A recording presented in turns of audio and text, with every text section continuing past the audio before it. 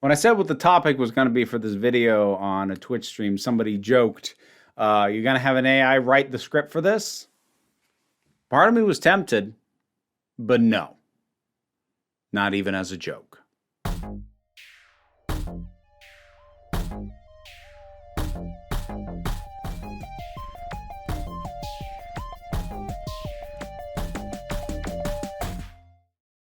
So, AI. It's not actually AI. It's not actually artificial intelligence. I know that. Don't point that out in the comics. Don't be a pedant. But what we are colloquially referring to as AI.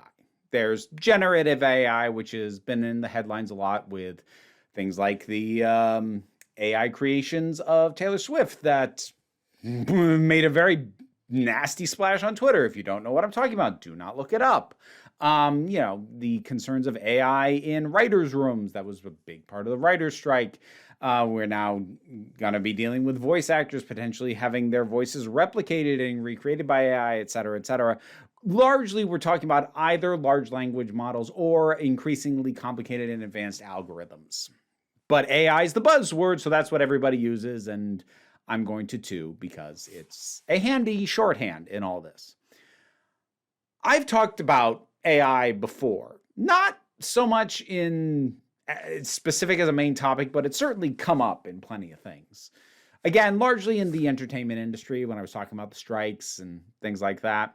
And obviously just because of what I do for a living, a lot of what has come across my view in terms of concerns about AI have been things like art, writing, stuff that honestly for a very long time we kind of assumed only people can do. And if you actually try and read the writing generated by AI and see how soulless AI art is, like I would argue humans still are, that's still unique to what actual people can do, but the AI is doing well enough to start to eat into the market. But that's not what I want to talk about this time, because something happened a week and a half or so at the time I'm going to release this out regarding Wendy's that got me thinking much more about how AI has already burrowed in to our day-to-day lives in ways that we either didn't notice or let slide.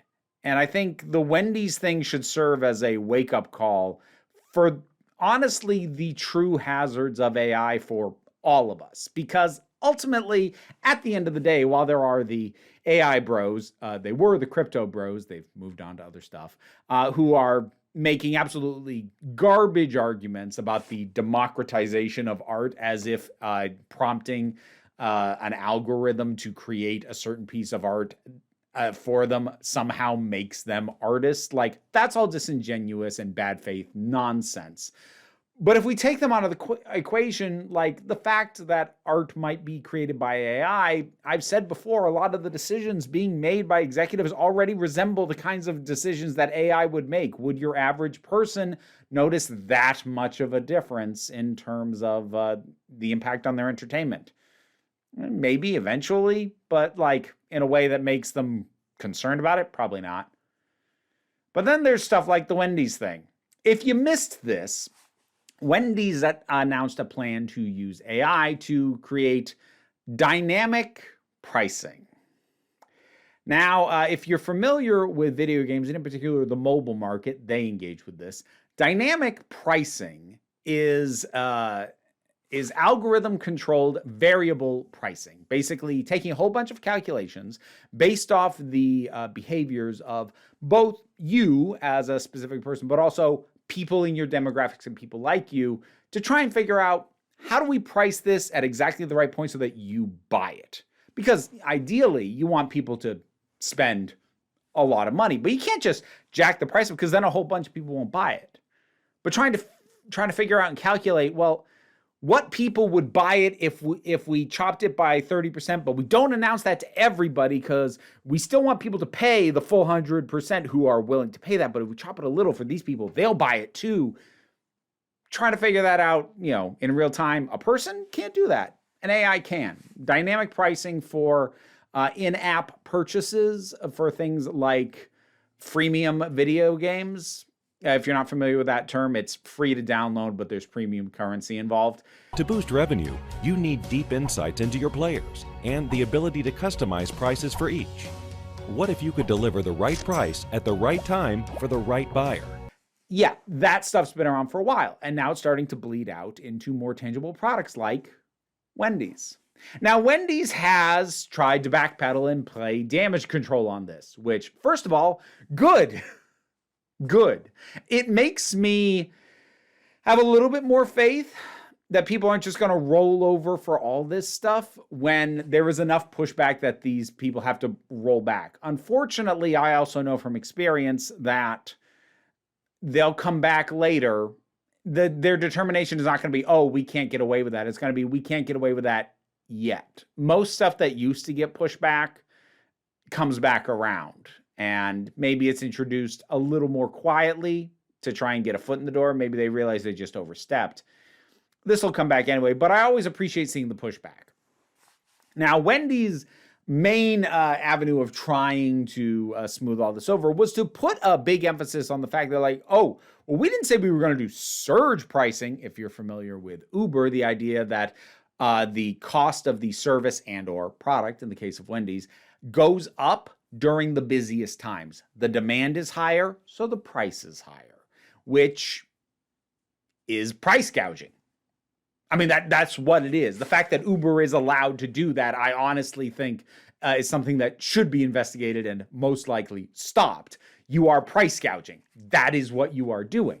But surge pricing is something that Wendy's has tried to push back on and said, oh, no, we didn't say we were going to do surge pricing. We said we were going to do dynamic pricing. We weren't going to raise the price during the busy times. We're going to lower it during the times that are not busy to tempt people in. It's pretty rare for me to call anybody, individual or corporation even, a liar flat out, just because, I don't know, I feel gross, and I'm much more liable to go like, okay, well, if that's true, and take that perspective. But honestly, Wendy's, I don't believe you. When you tell me that surge pricing and raising it during the busy times was not part of your plan, I just don't believe you. Because unless people are specifically looking at your app, they're not going to notice when it goes down a few cents and then go, oh, I wasn't going to Wendy's for dinner, but I will now because it's a little cheaper. So no, I don't believe you. Why would you introduce this at all if it was not going to be to raise prices at the points when you believe that you could get away with it, or at least have an AI calculate that for you? I think they sort of wriggled in on the fact that their official statement announcing this didn't use the phrase surge pricing and did not specifically say they were going to make things more expensive during busy times. But like logically, what the hell else would the point of something like this be? So you can make less money during non-peak hours? Really?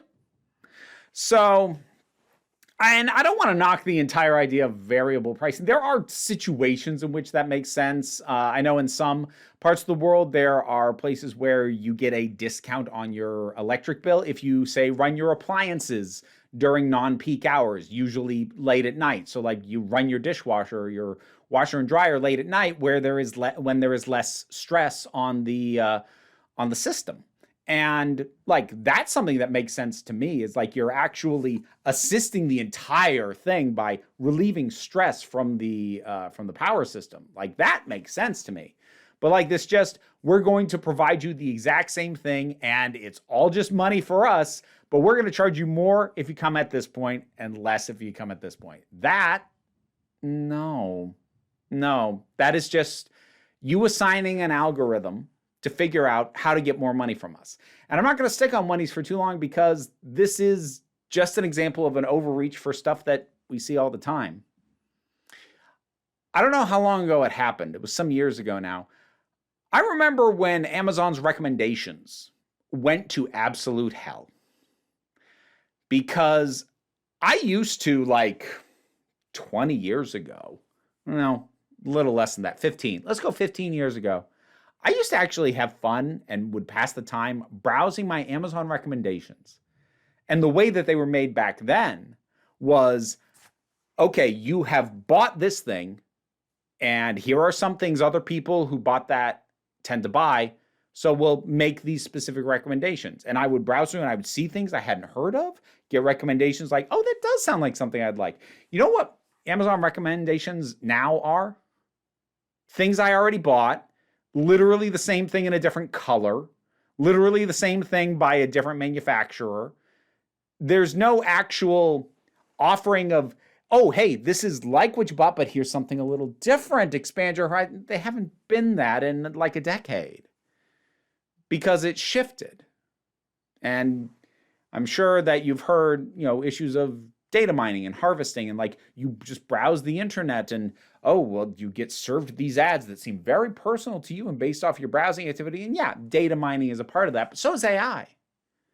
Because something has to compute and process all that information because it's too much for people. That's the thing about something with like the dynamic pricing from Wendy's. The idea of we need to know exactly how much we can adjust it, and we need to do it per location because maybe this area we could get away with raising the price by like 15 cents, but this area will only get away with raising it 5, but we should still do it. Like trying to do that in real time, having people do that, that's absurd. You'll never get that done and it'll just be a mess. If you can offload that onto an AI, well, they can, and they will. This is in many ways just an escalation of excessive efficiency that's been the model for corporations for a very long time.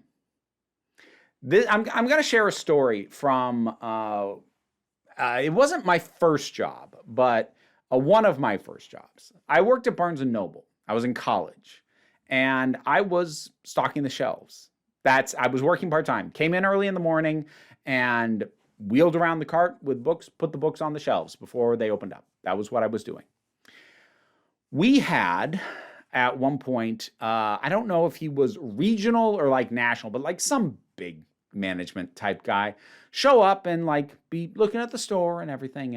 And he saw me, shelving books, and he came over, and I can't remember if it was him or his lackey who actually asked me, because there was the older guy who was clearly the guy with power, and there was the somewhat younger guy who was the toady. But one of them was like, oh, so you're shelving the books. How many shelves an hour do you think you do? And I told them the truth. I said, it's usually 6.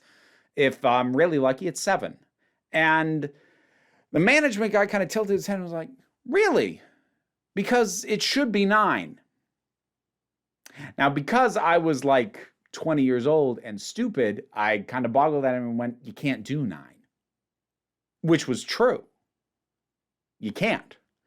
But then he let slip, well, we ran tests like in a warehouse and people were able to do 9 shelves an hour.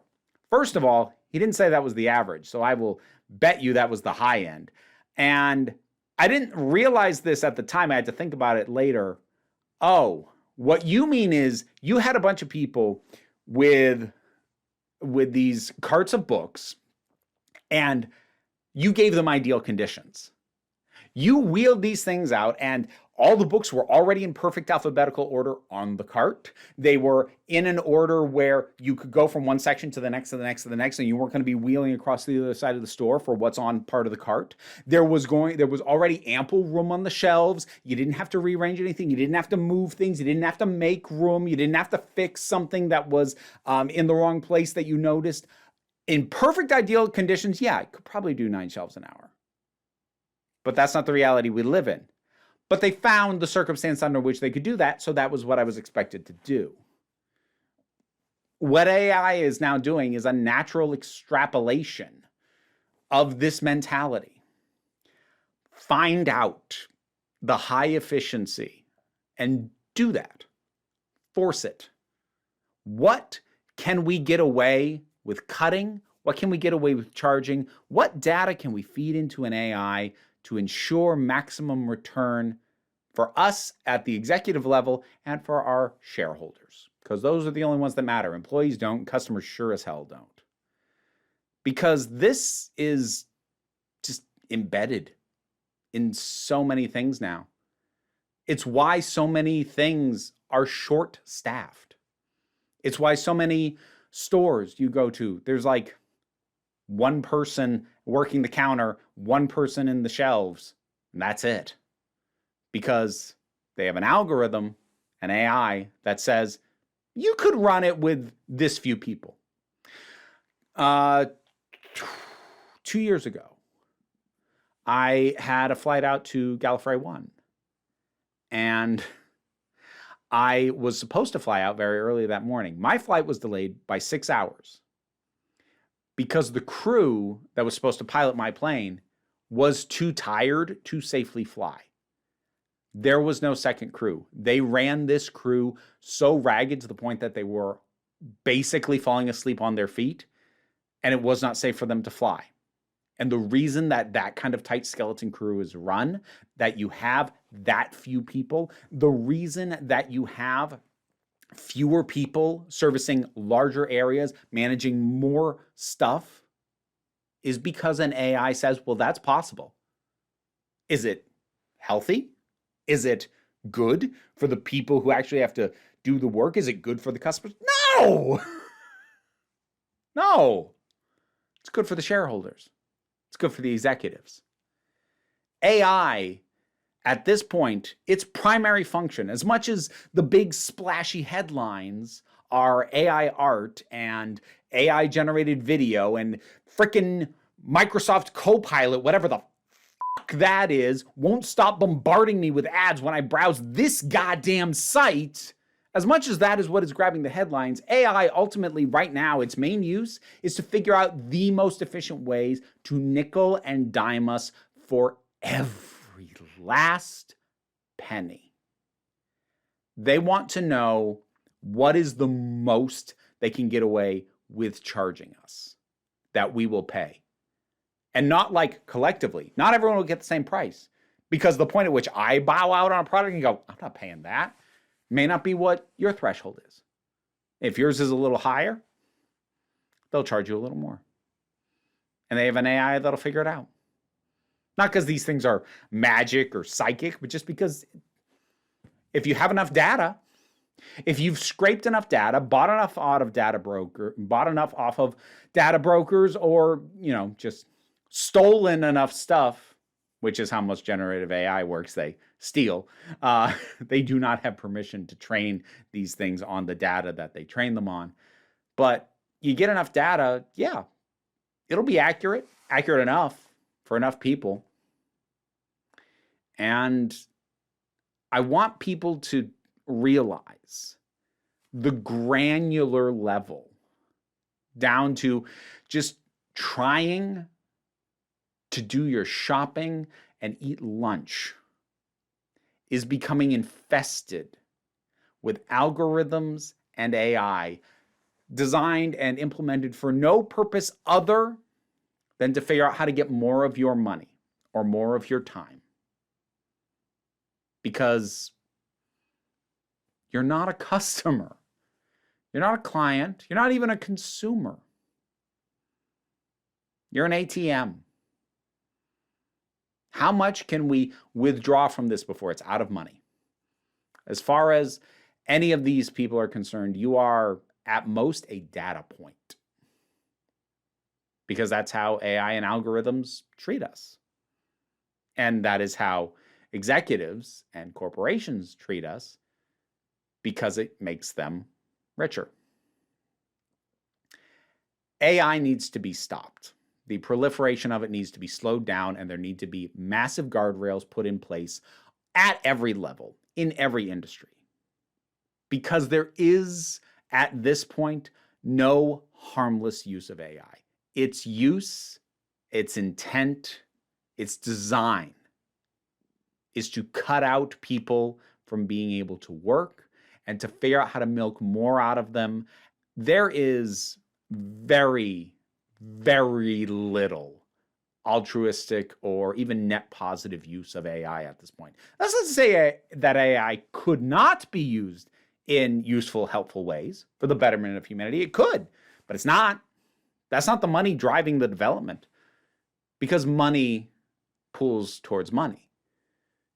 The development of these things is being designed to be sold to people so that they will buy it and make more money with it. So anyone who's going to make an argument to me, AI could do all this other stuff, yeah, it probably could. But that's not what it's being funded to do. So that's not what it's doing. I don't consider myself to be an anti-tech person. But this isn't about preventing Skynet or some nonsense. This is about I'm sick of being gouged. I think most other people are too. Keep Wendy's in mind, not because we need to hold a grudge against Wendy's, but because it is indicative of what all these corporations want. I just had to get that off my chest. Whatever your thoughts are on any of this, drop something down in the comments. Let's talk about it. I am not supported by AI. I am supported by you folks. So Patreon is how I am able to do this as my living. Even if you can't support me that way, like, share, subscribe are a big help as well. There's links to other things I do down in the description, but don't worry too much about that. What I want you to remember, especially at a time when corporations want us dehumanized so that they can treat us more and more like data points with money, I want you to remember, you are beautiful, you are valid, and you are loved. You are the council, and I am just running the meetings. And until next time, this council is adjourned.